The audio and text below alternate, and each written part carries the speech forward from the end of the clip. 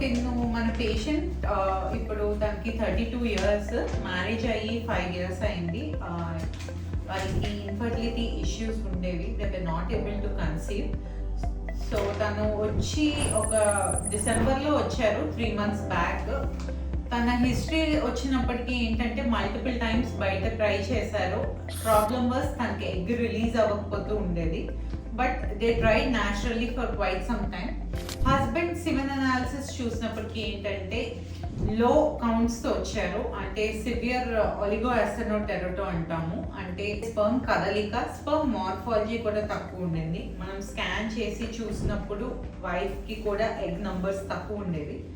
So హస్బెండ్కి మనం medical management చేసి స్పర్మ్స్ పూల్ చేసి మనం ఈ పేషెంట్కి ఐవీఎఫ్ చేసాము. ఐవీఎఫ్ చేశాక తనకి ఓన్లీ ఒక ఎంబ్రియో వచ్చింది అవుట్ ఆఫ్ 6 eggs. ఇక్సీ చేస్తే తనకి ఓన్లీ 1 day 5 ఎంబ్రియో వచ్చింది. సో దాంతోనే మనం ట్రాన్స్ఫర్కి వెళ్ళాము and she conceived in the first transfer itself. So how are you feeling అమ్మా? Yeah, I'm very happy about you. Happy. Meeku?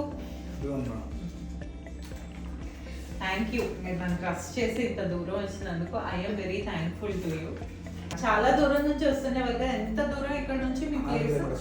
100 kilometers travel చేయడం అంటే ఐవీఎఫ్ కష్టమే. Yeah, so what ever it is మనం చేసాము, మనకి success వచ్చింది. మీ beta HCG value కూడా బాగుంది. మనం ఒక 2 weeks వెయిట్ చేసి స్కాన్ చేద్దాం హార్ట్ బీట్ కోసం. ఓకే.